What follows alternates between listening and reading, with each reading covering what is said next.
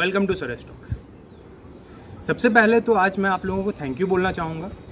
जिस तरह से आप लोगों ने इस चैनल को सपोर्ट किया है और उसी कारण ये चैनल बहुत स्पीड से ग्रो कर रहा है और बहुत जल्दी ही हम 1 के सब्सक्राइबर्स भी टच कर लेंगे, तो उसके लिए थैंक यू।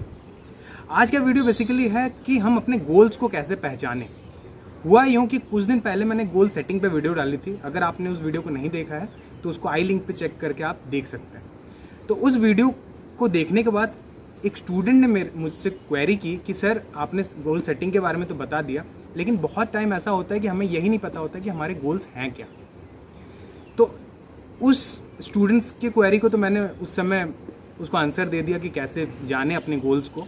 तो मैं चाह रहा था कि अगर ऐसा कोई क्वेरी आप लोगों के पास भी है तो मैं उसको भी सॉल्व कर दूं, इसीलिए आज का वीडियो मैं बना रहा हूं। तो वीडियो को पूरा देखिएगा और अगर वीडियो पसंद आए तो उसको लाइक कर दीजिएगा, शेयर कर दीजिएगा और चैनल को सब्सक्राइब नहीं किया तो चैनल को सब्सक्राइब कर दीजिएगा। अब जब हम गोल्स के बारे में बात कर रहे हैं तो हम गोल्स डिसाइड कैसे करते हैं, अगर आप सोचो उसके पीछे तो आपको समझ आएगा कि गोल्स डिसाइड करने के लिए हम क्या करते हैं। जो इन्फॉर्मेशन हमारे पास है उसके बेसिस पे हम गोल्स डिसाइड करते हैं। किसी भी छोटे से बच्चे को उठा लो और उसको पूछो कि तू क्या करना चाहता है, तो वो बोलेगा डॉक्टर, इंजीनियर या क्रिकेटर या जो भी आसपास उसे इन्फॉर्मेशन दिया गया है या वो देख रहा है उसके बेसिस पे। लेकिन ग्रेजुअली धीरे धीरे जैसे हम एज में बढ़ते हैं हम देखते हैं कि हमारा गोल चेंज होते हैं। इसका रीज़न ये होता है कि हमारे पीछे का जो इन्फॉर्मेशन था वो बढ़ने लगता है। हमारे पास जो इन्फॉर्मेशन पहले तो उससे ज़्यादा इन्फॉर्मेशन आने लगता है, अलग अलग चीज़ों के बारे में हम लोग जानने लगते हैं। तो हो सकता है कि हमारे गोल्स चेंज हो जाए।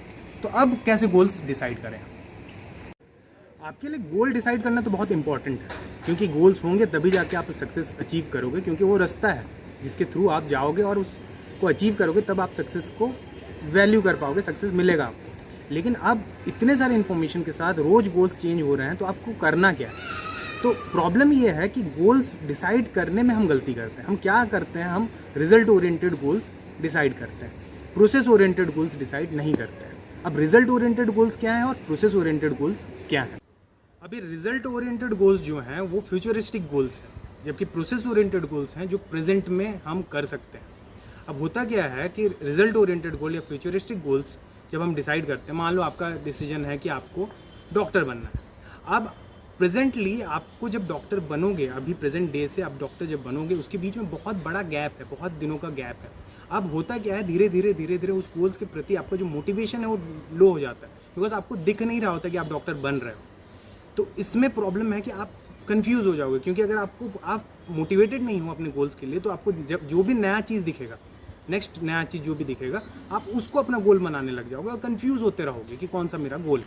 लेकिन जबकि अगर प्रोसेस ओरिएंटेड गोल करोगे तो प्रोसेस ओरिएंटेड गोल, क्योंकि वो प्रेजेंट में है, प्रेजेंट में कैसे कि अगर आपको डॉक्टर बनना है तो आपका बायोलॉजी बहुत अच्छा होना चाहिए मान लो, तो आप क्या करोगे, प्रोसेस ओरिएंटेड मतलब अभी प्रेजेंटली आपके पास जो सब्जेक्ट है, मान लो आप बायोलॉजी पढ़ते हो तो आप उसको बहुत अच्छे से पढ़ोगे। तो आपका गोल, आप ये डिसाइड करोगे कि मुझे ये बायोलॉजी जो है आज के दिन में जो टॉपिक मैं पढ़ रहा हूँ उसको बहुत अच्छे से पढ़ूंगा। तो होगा ये कि जैसे ही आप उस चीज़ को पढ़ोगे तो आपका वो गोल इंस्टेंटली आपको अचीव कर लोगे।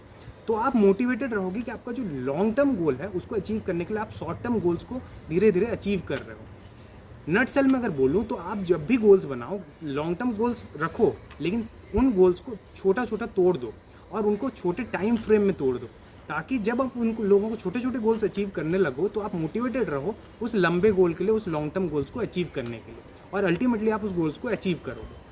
दूसरा फ़ायदा ऐसा शॉर्ट टर्म गोल रखने का और प्रोसेस ओरिएंटेड गोल रखने का ये है कि मान लो आपको धीरे धीरे आप इन्फॉर्मेशन और आने लगी बाहर से, और कोई चीज़ें के बारे में आपको नॉलेज होने लगा और आपको लगा कि नहीं मुझे डॉक्टर नहीं बनना, मुझे और कुछ बनना है। तो इससे फ़ायदा ये है, अगर आप अपने काम को प्रॉपरली करते थे, यानी जिस चीज़ को आप प्रोसेस ओरिएंटेड गोल्स को अचीव करने लगे थे, तो होगा ये कि आपका एक पैटर्न बन जाएगा। तब आप जो भी दूसरा गोल भी अचीव करने के लिए सोचोगे तो आप उसके लिए भी अपना पैटर्न डिसाइड करोगे, आप प्रेजेंट में क्या कर सकते हो उसको करोगे। तो याद रखना, हमेशा प्रोसेस ओरिएंटेड गोल्स बनाओ जहाँ पे आप प्रोसेस में काम कर रहे हो, ना कि रिजल्ट में, क्योंकि अगर आप प्रोसेस में काम करोगे तो अल्टीमेटली रिजल्ट्स मिलते हैं, लेकिन सिर्फ रिजल्ट्स के बारे में सोचोगे तो कंफ्यूज होगे। तो कभी भी रिजल्ट ओरिएंटेड गोल्स मत बनाओ, प्रोसेस ओरिएंटेड गोल्स बनाओ। और अगर ये वीडियो आपको अच्छा लगा कि इस वीडियो में कुछ चीज़ आपको सीखने को मिला है तो वीडियो को लाइक कर दीजिएगा, शेयर कर दीजिएगा ताकि ये बाकी लोगों तक भी पहुँचे, और चैनल को सब्सक्राइब नहीं किए हैं तो चैनल को सब्सक्राइब कर दीजिए। और जब तक नेक्स्ट वीडियो नहीं आता है तब तक के लिए फोकस्ड रहो, क्योंकि जो फोकस्ड है वही लाइफ में कुछ अचीव करता है। Thank you.